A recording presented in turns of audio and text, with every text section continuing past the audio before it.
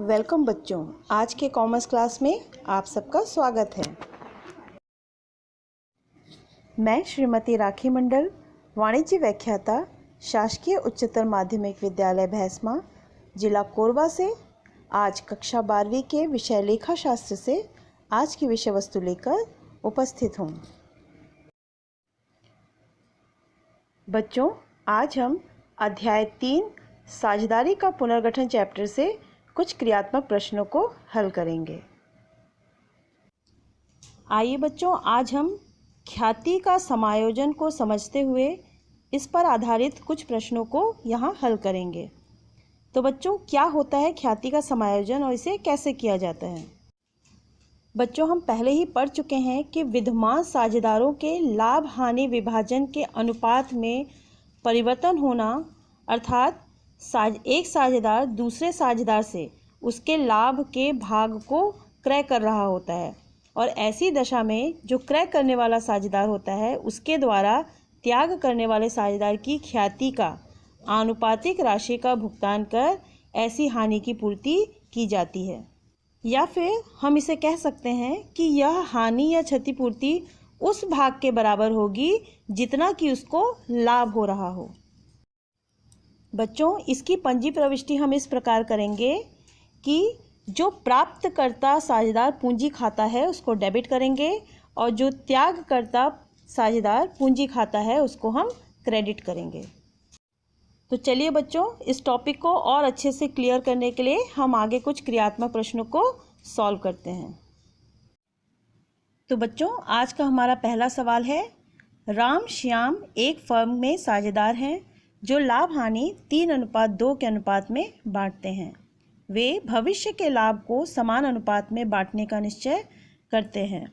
इस उद्देश्य हेतु ख्याति का मूल्यांकन 50,000 रुपये किया गया। उपयुक्त व्यवस्था के लिए आवश्यक प्रविष्टियां कीजिए। आइए बच्चों, अब हम अपने प्रश्न को हल करते हैं। प्रश्न अनुसार राम और श्याम दो साझेदार हैं जो 3:2 में अपना लाभ हानि बांटते हैं, परंतु वे भविष्य में समान अनुपात में लाभ बांटने का निश्चय करते हैं। प्रश्न अनुसार ख्याति का मूल्यांकन 50,000 रुपये दिया हुआ है। तो आइए बच्चों, प्रश्न को इस आधार पर हम हल करते हैं। सबसे पहले हम सूत्र लिखेंगे, पुराना अनुपात ऋण नया अनुपात बराबर प्राप्ति या फिर त्याग अनुपात। हमारे दो साझेदार हैं राम और श्याम, जिनका पुराना अनुपात है 3:2 और इनका नया अनुपात है 1:1, क्योंकि इन्होंने भविष्य में बराबर अनुपात में लाभ हानि बांटने का निश्चय किया है। आइए बच्चों, अब दोनों साझेदार का त्याग और प्राप्ति का अनुपात निकालते हैं। राम का पुराना अनुपात यानी 3/5 से उसका नया अनुपात 1/2 को घटाने के पश्चात जो हमारा उत्तर आ रहा है वो है धन 1/10, अर्थात राम के पक्ष में त्याग हुआ है, अर्थात राम ने त्याग किया है। उसी प्रकार श्याम का पुराना अनुपात 2/5 ऋण उसका नया अनुपात 1/2 को हल करने के पश्चात जो उत्तर हमें प्राप्त होगा वो होगा ऋण 1/10। चूँकि हमारा उत्तर ऋण में आया है तो साझेदार श्याम को जो है वो प्राप्ति हो रही है। बच्चों, प्रश्न के अनुसार ख्याति की जो राशि है वो 50,000 दी हुई है। अब हमें इसे आनुपातिक त्याग और प्राप्ति अनुपात के आधार पर बांटेंगे। तो बच्चों, राम को ख्याति के 50,000 का 1/10वां हिस्सा यानी 5,000 रुपये का त्याग करना पड़ रहा है। उसी प्रकार श्याम को 50,000 का 1/10वां हिस्सा यानी 5,000 रुपये की प्राप्ति हो रही है। आइए बच्चों, अब आगे इसके आधार पर पंजी प्रविष्टि आइए बच्चों, अब हम पंजी प्रविष्टि बनाते हैं। पंजी प्रविष्टि के लिए सबसे पहले हम कॉलम खींच लेते हैं, दिनांक, विवरण, राशि। अब देखिए बच्चों, हमने पंजी प्रविष्टि में पहले ही देखा है कि जो प्राप्तकर्ता साझेदार का पूंजी खाता होता है वो हमेशा डेबिट होता है और जो त्यागकर्ता साझेदार का पूंजी खाता होता है वो क्रेडिट होता है। तो इस प्रश्न में जो हमारा प्राप्तकर्ता है वो है श्याम और जो हमारा त्यागकर्ता है वो है राम। तो बच्चों, श्याम का खाता हम डेबिट करेंगे। श्याम का पूंजी खाता डेबिट 5,000 रुपये से और राम के पूंजी खाता से यानी क्रेडिट 5,000 रुपये से। समायोजन में हम लिखेंगे कि ख्याति की राशि दी गई। तो बच्चों इस प्रकार ये हमारा आज का प्रश्न हल होगा। तो बच्चों हमारा अगला प्रश्न है, पी, क्यू और आर एक फर्म में साझेदार हैं। इनका लाभ हानि विभाजन अनुपात 5:3:2 है। उन्होंने निश्चय किया कि भविष्य में उनका लाभ विभाजन अनुपात 3:2:1 होगा। इस उद्देश्य के लिए फर्म की ख्याति का मूल्यांकन 3 लाख रुपए पर किया गया। आवश्यक जनरल प्रविष्टियां कीजिए। आइए बच्चों अब हम अपने प्रश्न को हल करते हैं। प्रश्न के अनुसार हमारे पास 3 साझेदार हैं, पी, क्यू और आर। तीनों साझेदारों का जो पुराना अनुपात है वो है 5:3:2 और इन साझेदारों ने भविष्य में 3:2:1 में अपना लाभ हानि बांटने का निश्चय किया है। बच्चों फर्म की ख्याति का मूल्य जो है वो 3 लाख रुपए प्रश्न में दिया हुआ है। तो आइए इस आधार पर हम अपना प्रश्न को हल करते हैं। सबसे पहले सूत्र लिखेंगे, पुराना अनुपात ऋण नया अनुपात बराबर प्राप्ति या त्याग अनुपात। बच्चों 3 साझेदार हैं, पी, क्यू और आर। इनका जो पुराना अनुपात है वो है 5:3:2 और इनका नया अनुपात है 3:2:1। आइए तो इनका हम त्याग और प्राप्ति अनुपात निकालते हैं। सबसे पहले साझेदार पी का पुराना अनुपात 5/10 ऋण उसका नया अनुपात 3/6, जिसको हल करने पर हमारा जो उत्तर है वो आएगा 0/30, अर्थात कुछ भी नहीं। यह इस साझेदार को न प्राप्ति हो रही है न इस साझेदार के द्वारा त्याग किया जा रहा है। आइए अब अगले साझेदार की ओर चलते हैं, साझेदार क्यू। क्यू का जो पुराना अनुपात है वो है 3/10 ऋण उसका नया अनुपात है 2/6, जिसे हम हल करेंगे तो हमारा उत्तर आएगा ऋण 1/30। तो चूंकि हमारा उत्तर ऋण में आया है अर्थात साझेदार क्यू का आया है प्राप्ति अनुपात। अब साझेदार आर की ओर चलते हैं। साझेदार आर का जो पुराना अनुपात है 2/10 ऋण जो नया अनुपात है 1/6 बराबर, इसको हल जब हम करेंगे तो हमारा उत्तर आएगा 1/30, जो कि त्याग अनुपात है। बच्चों ख्याति की राशि प्रश्न में दी हुई है 3 लाख रुपए, जिसे हमें पी, क्यू और आर में उनके प्राप्ति और त्याग के अनुपात में बांटना है। चूंकि पी का जो अनुपात था वो निल था, क्योंकि 0 आया था, तो न उसको प्राप्ति हो रही है न ही वो त्याग कर रहा है, तो उसका यहाँ पर ख्याति की राशि भी निल होगी। अगला साझेदार जो है क्यू, जिसे प्राप्ति हो रही थी, तो उसे 3 लाख का 1/30वां हिस्सा यानी 10,000 रुपये की प्राप्ति होगी। उसी प्रकार साझेदार आर जो है उसे 3 लाख का 1/30वां हिस्सा यानी 10,000 रुपये उसको त्याग करना होगा। तो बच्चों आइए अब हम आगे इसकी पंजी प्रविष्टि देखते हैं। आइए बच्चों अब हम अपना पंजी प्रविष्टि बना लेते हैं। पंजी प्रविष्टि बनाने के लिए पहले हम इस प्रकार से अपना कॉलम खींच लेंगे, दिनांक, विवरण, डेबिट राशि और क्रेडिट राशि। बच्चों प्रश्न में 3 साझेदारों में से जो साझेदार पी है उसे न तो किसी प्रकार की प्राप्ति हो रही है न तो उसने किसी प्रकार का त्याग किया है, तो पी की इस पंजी प्रविष्टि में कोई एंट्री नहीं होगी।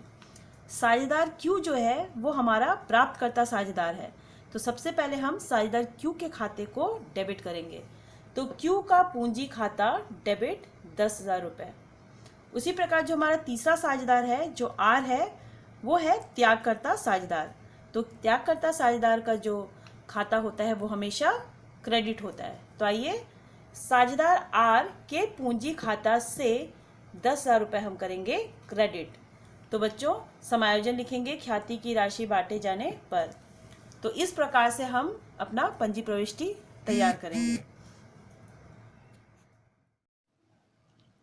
आइए बच्चों अब हम अपने अगले प्रश्न की ओर चलते हैं।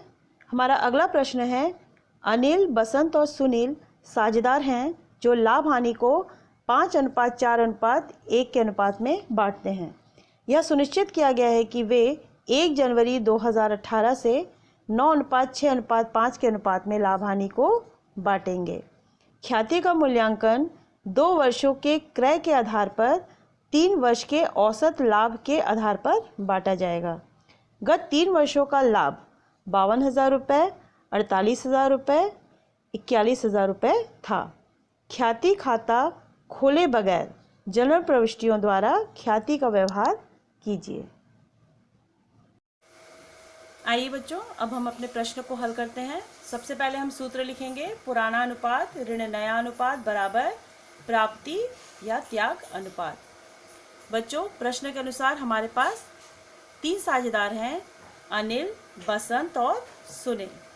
बच्चों, इनका जो पुराना अनुपात है वो है 5:4:1 और इनका जो नया अनुपात है वो है 9:6:5। तो आइए बच्चों, अब हम इनका त्याग या प्राप्ति अनुपात निकालते हैं। सबसे पहले साझेदार अनिल का जो पुराना अनुपात है 5/10 से उसका नया अनुपात 9/20 को घटाएंगे तो जो हल करने पर हमारा उत्तर आएगा वो है 1/20। चूँकि ये धन में है तो इसीलिए ये त्याग अनुपात कहलाएगा। उसी प्रकार साझेदार बसंत का पुराना अनुपात 4/10 ऋण उसका नया अनुपात 6/20, जिसे हल करने के पश्चात हमारे पास प्राप्त होगा धन 2/20। चूँकि फिर से ये प्लस में आंसर आया है इसलिए ये भी त्याग अनुपात कहलाएगा। इसके बाद हम आते हैं साझेदार सुनील पर।